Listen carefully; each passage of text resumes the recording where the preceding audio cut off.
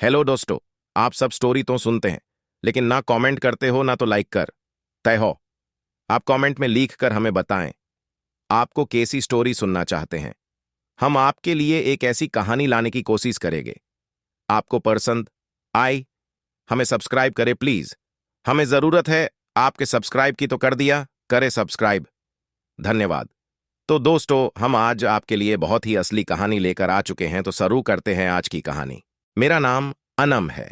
मेरी उम्र आज 33 साल है।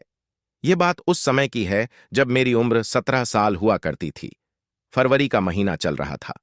ठंड बहुत ज्यादा थी। मेरी कुछ सहेलियां मेरे घर आई हुई थीं। रात में हम सब बातें कर रहे थे। बातों बातों में मेरी एक सहेली ने कहा, यार, तुम लोगों को पता है कि हमारे मोहल्ले में एक औरत हुआ करती थी जिनके पास एक जिन्नात था। वो जिन्नात उनका सारा काम कर दिया करता था, उनको बहुत खुश रखता था। मुझे भूत प्रेत और जिन्नातों की बातें बहुत अच्छी लगती थीं। मैंने अपनी सहेली से कहा कि क्या हम जिन्नात को कैद कर सकते हैं। उसने कहा, मेरे पास एक किताब है, मैं वह तुमको दे दूंगी, तुम उसको पढ़कर देखना, लेकिन वैसा कुछ करना नहीं, वरना तुम्हारी जान जाने का भी खतरा रहेगा। मैंने कहा, ठीक है, मुझे ऐसी चीजें सिर्फ पढ़ने का शौक है, वैसे भी मैं इन चीजों से बहुत डरती हूं। कुछ दिनों के बाद मेरी उस सहेली ने मुझे वो जिन्नात वाली किताब भिजवा दी। मैंने वो किताब पढ़ी। उसमें जिन्नातों को कैद करने का तरीका लिखा हुआ था। वह 40 दिन का काम था, जिसमें किसी जंगल में जाकर एक घेरा बनाकर कुछ चीजें रोजाना पढ़नी थीं। मैंने सोचा कि मैं भी एक जिन्नात कैद करती हूं, लेकिन फिर दिल में ख्याल आया कि यह तो बहुत खतरे वाला काम है, इसमें जान भी जा सकती है। लेकिन अगले दिन मैंने पक्का इरादा कर लिया कि मैं भी एक जिन्नात कैद करूंगी। शाम का वक्त था। मैं उसी किताब को पढ़ने बैठ गई।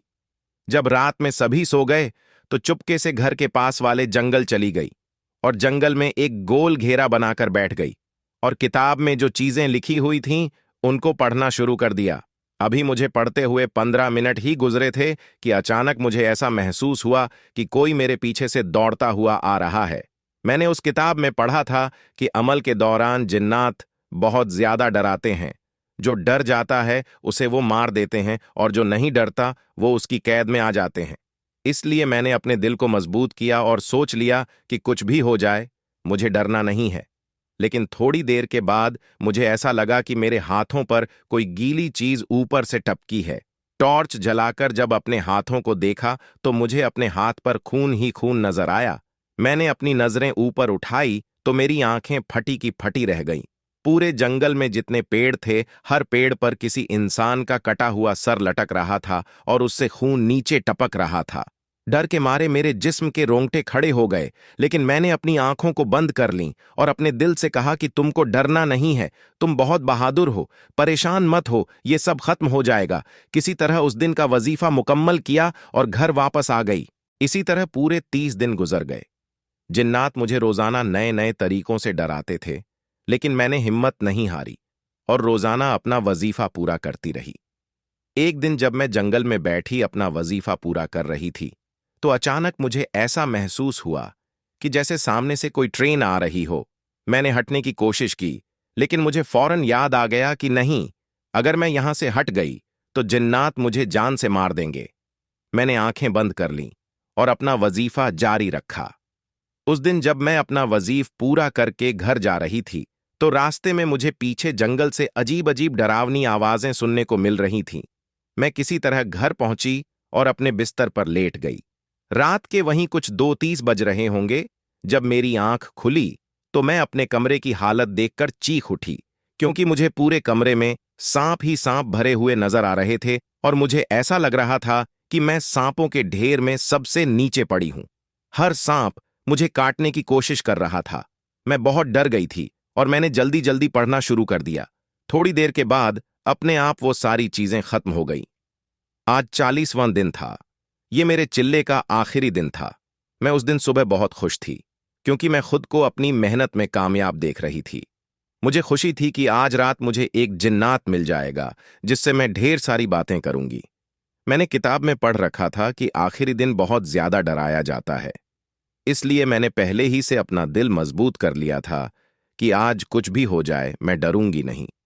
जब रात हुई तो मैंने जंगल पहुंचकर रोज की तरह गोल घेरा खींचा और उसके बीच में बैठकर पढ़ने लगी। थोड़ी देर के बाद वहां बहुत से जिन्नात आ गए। डरावनी शक्लों में मुझे डराने लगे। एक जिन्नात को मैंने देखा कि वो मेरी मम्मी को पकड़कर ले आया और उनका गला काट दिया है। थोड़ी देर के लिए मुझे डर लगा, लेकिन मैं जानती थी कि ये सब झूठी चीजें हैं। ये सिर्फ मुझे डरा रहे हैं, ऐसा कुछ भी नहीं है। किसी तरह उस दिन का भी चिल्ला पूरा हुआ और मैं खुशी खुशी अपने घर वापस आ गई। आज मेरी मेहनत कामयाब हो चुकी थी।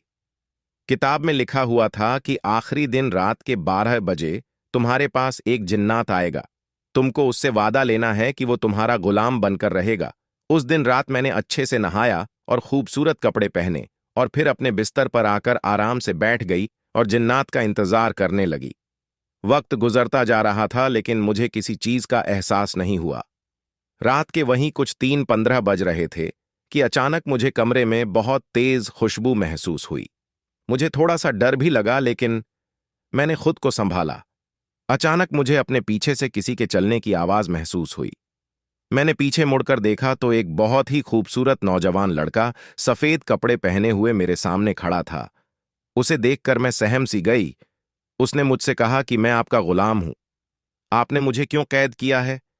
मैंने कहा, नहीं, मैंने तुमको कैद नहीं किया है, बल्कि मैं तो सिर्फ तुमसे दोस्ती करना चाहती हूं। उसने मेरे सामने सर झुका दिया और कहा कि आपका जो भी हुक्म होगा मैं वह पूरा करूंगा और कभी आपकी बात नहीं टालूंगा, लेकिन मेरी एक शर्त है। मैंने पूछा, बताओ, क्या शर्त है? वह बोला, मैं किसी की जान नहीं लूंगा और कभी कोई ऐसा काम नहीं करूंगा जिसकी वजह से किसी पर जुल्म हो। मैंने कहा, यह तो बहुत अच्छी बात है। मैं नहीं चाहती कि तुम ऐसा कोई काम करो। मुझे तो सिर्फ तुमसे दोस्ती करनी है।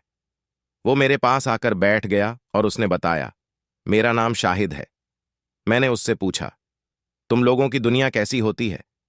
बताया कि हमारी दुनिया चांद के ऊपर होती है। हम लोगों का तुम लोगों से कोई ताल्लुक नहीं रहता है। उसने बताया कि जैसे आप लोगों की दुनिया है, वैसे ही हमारी भी दुनिया है। जो आप लोग खाते हैं वही हम लोग भी खाते हैं। हमारे और आप लोगों में बस इतना सा फर्क है कि हमारे पास कुछ ऐसी ताकतें हैं जो आप लोगों के पास नहीं हैं। वो ये कि हम लोगों के सामने से गायब हो सकते हैं और हम जिन्नात किसी की भी शक्ल में आ सकते हैं। और जब हम लोगों की मौत होती है तो हम लोगों को कब्रों में नहीं दफनाया जाता है, बल्कि हमारा जिस्म खुद ब खुद जलना शुरू हो जाता है।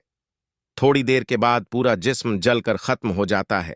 आज की कहानी जो मैं आपको सुनाने जा रहा हूं, यह मेरे एक दोस्त ही के साथ बीती एक घटना है। उसने बताया, हम लोग कानपुर में एक छोटे से घर में रहते थे। मालिक मकान बहुत ज्यादा सख्त था। वह हर महीने किराया बढ़ाया करता था, इसलिए हमारे पिताजी ने एक दूसरा घर तलाश किया। उसका किराया बहुत कम था, लेकिन वह आबादी से बहुत दूर था। हम तीनों भाई सुबह उठकर उस घर को देखने गए। वह घर बड़ा डरावना नजर आ रहा था। हम लोग जब घर के अंदर गए तो अजीब सा खौफ महसूस हो रहा था। हमने अपने पिताजी से कहा, आपको ये घर अजीब नहीं लगता? उन्होंने कहा, नहीं बेटा, ठीक तो है। शायद पिताजी ये बात इसलिए कह रहे थे क्योंकि उस घर का किराया कम था और पिताजी के पास ज्यादा किराया देने के पैसे नहीं हुआ करते थे। पिताजी की बात की वजह से हम लोगों ने हामी भर ली और दूसरे दिन अपना सारा सामान लेकर इस नए घर में शिफ्ट हो गए। इस घर के आसपास कोई आबादी नहीं थी।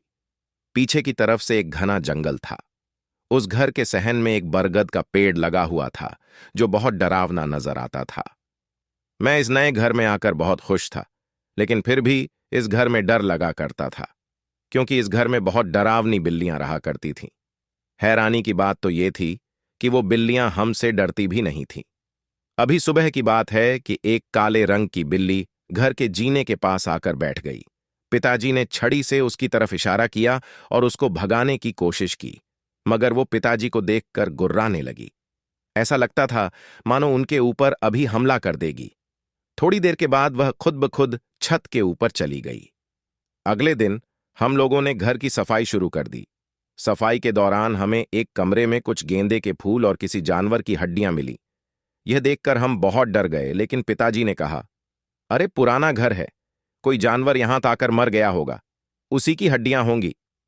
दिन भर सफाई करने के बाद हम लोग बहुत थक गए थे और रात का खाना खाकर हम लोग जल्दी से अपने अपने बिस्तरों पर लेटकर सो गए। रात के 12 बज रहे होंगे कि हमें बाहर सहन से बिल्लियों की रोने की आवाजें आने लगी, जिनको सुनकर हम बहुत डर गए। पिताजी उठकर बाहर गए और उन्होंने बिल्लियों को भगा दिया, जिसके बाद हमारी जान में जान आई। सुबह जब हम लोग उठे तो हमको बाहर सहन में किसी जानवर का कटा हुआ सर मिला और एक बिल्ली उसे नोच नोच कर खा रही थी। मैंने जब ये देखा तो डर के मारे शोर मचा दिया। अजीब बात तो ये थी कि वो बिल्ली शोर के बावजूद भी वहां से नहीं भागी, जैसे उस पर कोई फर्क ही ना पड़ा हो। पिताजी ने लकड़ी की छड़ी 2-3 बार जमीन पर मारी, जिससे वह बिल्ली अपने मुंह में उस जानवर का सिर उठाकर दूर भाग गई। मुझे हैरानी तो इस बात पर हो रही थी, एक बिल्ली कैसे किसी बड़े जानवर का शिकार कर सकती है और फिर अपने मुंह में उस बड़े जानवर के सिर को दबाकर कैसे भाग सकती है। शायद उस जानवर का सर बिल्ली से बड़ा था। हम लोग ये सब देखकर बहुत डर गए, लेकिन पिताजी ने हंसकर कहा, इसमें डरने वाली तो कोई बात नहीं है। एतवार का दिन था, हम लोग स्कूल नहीं गए थे। पिताजी ने हमको कुछ पैसे दिए और कहा कि जाओ किसी किराने की दुकान से घर का ये जरूरी सामान ले आओ। हम तीनों भाई जब वह सामान लेकर वापस लौटे तो देखा, घर के सामने जो बरगद का पेड़ लगा हुआ था उस पर वही काली बिल्ली बैठी थी। वह हम लोगों को बहुत घूर घूर के देख रही थी। वैसे तो उस घर में और भी बहुत सी बिल्लियां थीं, मगर इस काली बिल्ली से अजीब सा डर लगता था, क्योंकि वो एक आंख से अंधी भी थी। ये सर्दियों के दिन थे और हमें उस घर में रहते हुए 1 हफ्ता हो गया था, लेकिन रोजाना हमारे साथ कुछ न कुछ अजीब होता रहता था। कभी ऐसा लगता है कि छत पर बहुत सी औरतें बैठी हंस रही हैं। कभी रात में एकदम से बिल्लियों की रोने की आवाजें आने लगती। कभी ऐसा महसूस होता कि बगल वाले कमरे में कोई दौड़ रहा है। अब हमारे पिताजी को भी लगने लगा था कि इस घर में जिन्नात और भूतों का साया है, लेकिन फिर भी वह खामोश थे, क्योंकि हमारी पूरी फैमिली में एक वही थे जो हम सभी लोगों को संभाले हुए थे। उस दिन रात में हम लोग खाना खाकर कमरे में बैठे हुए थे कि अचानक हमें ऐसा महसूस हुआ जैसे बाहर सहन में कोई औरत घुंघरू बांधकर नाच रही हो। हम लोग इतना डर गए थे कि हम में से किसी की भी हिम्मत नहीं थी कि बाहर जाकर के देखें। अचानक बहुत सी बिल्लियों की रोने की आवाज आने लगी और साथ में ये महसूस होने लगा कि जैसे छत पर बहुत सी लड़कियां आपस में बैठी हंस रही हैं। डर के मारे हम लोगों का बुरा हाल हो रहा था। किसी तरह वह रात गुजरी। सुबह हमारे पिताजी मकान मालिक के पास पहुंचे और उनको जाकर के पूरी बातें बताई। पहले तो मकान मालिक ने इन सारी बातों का इनकार किया, लेकिन जब पिताजी ने बहुत सख्ती से उनको ये सारी बातें बताई और उनसे हकीकत मालूम की, तो उन्होंने बताया कि आप सच कह रहे हैं, लेकिन उस घर में बिल्लियों की शक्ल में जो जिन्नात रहते हैं, उन्होंने कभी किसी को वहां पर नुकसान नहीं पहुंचाया है। हमने इसीलिए तुमको वह घर बहुत कम किराए के ऊपर दे दिया था। मालिक मकान अपनी बात पूरी करता कि उससे पहले पिताजी खड़े हो गए और उससे कहा, तुमको मौत के कुएं में डालने के लिए हम लोग ही मिले थे। इतना कहकर पिताजी घर आ गए और हम लोगों से कहा, अब हम इस घर में नहीं रहेंगे, हम जल्द ही शहर में कोई दूसरा घर तलाश कर लेंगे। अगले दिन हम लोगों को शहर में एक दूसरा घर किराए पर मिल गया। शाम तक हम लोग अपना सारा सामान लेकर उस घर में शिफ्ट हो गए। आज इस बात को 4 साल गुजर चुके हैं, लेकिन फिर भी मुझे कभी कभी बिल्लियों का रोना, औरतों का घुंघरू बांधकर नाचना और छत पर लड़कियों का हंसना याद आता है, और अक्सर मैं ये चीजें ख्वाब में देखकर डर भी जाता हूं।